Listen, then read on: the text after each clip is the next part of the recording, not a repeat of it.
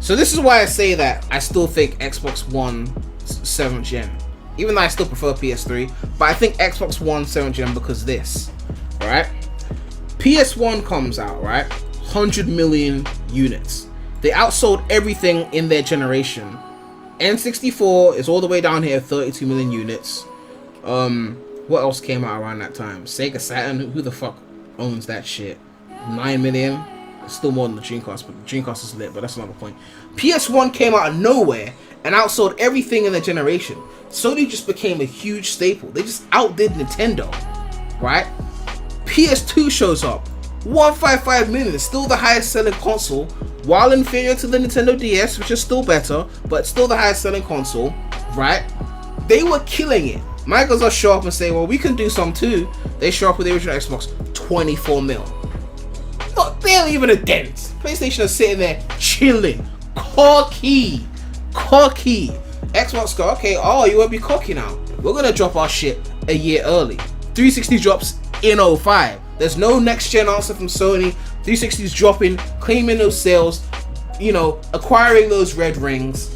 They think they're doing all right. They're like, well, we're gonna claim these sales before Sony because people aren't gonna wait a year. I mean, obviously people did, but not everyone's gonna wait a year. We got Gears of War, we got Mad World, we got High Definition, we got a Power Brick.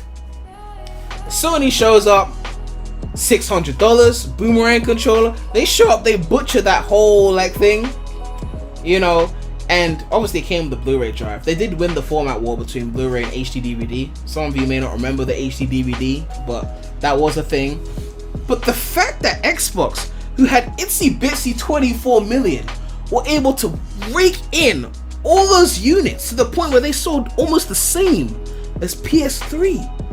When PlayStation had come off with the PS2, 155 million units. They were untouchable, highest selling console ever. And Xbox, with your 24 million, showed up out of nowhere and rose up to 80 something? Almost matching PlayStation? Nah, Xbox took a W that generation. I don't care if they still sold less, that was a W. They came from nothing. And they took sales, because if PS3 were really on their A game, like PS1 did over 100 million, PS2 did over 100 million, PS4 did over 100 million. PS3 is the only PlayStation to not do over 100 million. And why is that? It's because of the Xbox. Some of those units were taken by Xbox. They lost a good 30-40 million sales to Xbox. That's why I say Xbox took the W that generation. Even with Red Rings of Death, recalls, all the shit, HD DVD, which no one knows about now, they still did that. They took that dent, okay? And that is not to be understated, okay?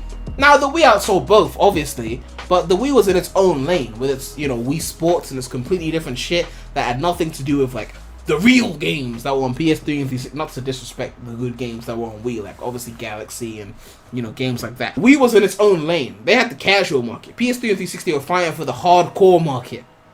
And I think Xbox did what they had to do. They proved that they were a force. And I believe that because when they came in the next generation, PS4 stopped playing games. Sony were like, okay, we can't play games no more. We slacked last gen. We didn't do 100 million. We have to come back hard. And lo and behold, they came back hard. They took the slot. PS4 is the 4th highest selling console of all time. And Xbox One is all the way down here at only 50 million. Nintendo outsold them. You know, like, it's an embarrassment. Nintendo came out 2017 with the Switch. Xbox One was 2013. And Switch still outsold. So Sony definitely did not take that L lightly. Because for the 3 to sell less than the 1 and 2, that's bad. No 100 million, no. So 360, like, regardless of how much I prefer like PS3 over 360, 360 took a W that generation. I don't care. That was a W. The Wii's were collecting dust. Plus, you also got to factor in prices. Like, the Wii costed less than the PS3 and 360. So even selling more units, you know, they might have been making less profit than a 360 or a PS3. But we still can't deny what the Wii did, obviously. Like, the Wii was Nintendo's probably their biggest casual console ever. To this day, they've never had a system that casual. Obviously, the handhelds are a different case because, you know, they're handhelds. Like, the DS was of course goated. the greatest handheld device of all time. In fact, people don't understand the impact the DS had, right? The smartphones became mainstream in 07 because of iPhone. Even then, most people didn't have them until like the 2010s, early 2010s. But if you look at the highest selling mobile phones, right? Notice how the DS has done 154 million units, right? The highest selling mobile phone, 250, 160. So if we look here, right? And these aren't even smartphones. Nokia 3210 is not a smartphone. This is not a smartphone. This and this is not a smartphone. The iPhone 6 and 6 Plus is the highest selling smartphone of all time. Followed by what? What's the next smartphone here? That's a Razr. The iPhone 8 is second. So, if we only include smartphones, the DS comes second place after the iPhone 6. If we include everything, then it's like 6th right now. 1, 2, 3, 4, 5, 154 million. It's the 6th highest selling handheld device of all time. The DS did that, okay? DS is goated. It had Picto Chat, okay? It had Download Play. It had the library of the Nintendo DS, which is goated, with backwards compatibility with the Game Boy Advance library, which is also goated. Like, you couldn't touch that shit. The DS will go down in history as one of the goated handhelds. Because nowadays smartphones exist. So that casual market that would have bought a DS, they're not buying it anymore. They're just using their phone to play, you know, whatever shit phone games there are. Angry Birds. I won't say Angry Birds is shit, but you know what I mean. DS came at the perfect time because it was 3 years before the smartphone. Everyone needed a handheld gaming device at that point, and that's why it sold so well. That's why the 3DS could not sell as much as the DS, because too many people, you know, they were losing cash to the phone. The DS did that, okay? So let's put some respect on DS's name, okay? That shit was legendary. You know, it will never be like that again, because the Switch is, you know, the Switch is doing numbers, but the Switch is way more powerful than the DS, and yet it will never do DS numbers because, oh, I guess I can play phone games on the go, so I don't need an on-the-go system.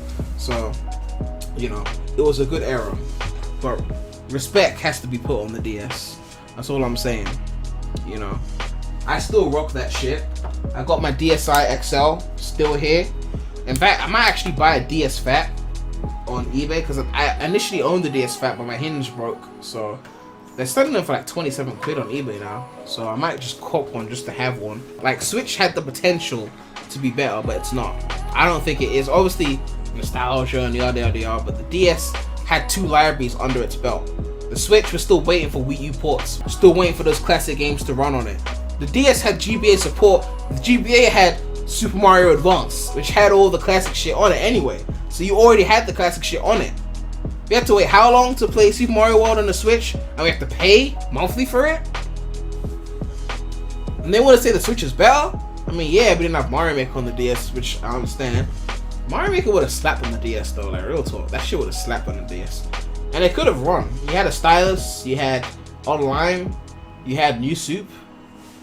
You know, the best New Soup, the first one. Yeah, DS slapped.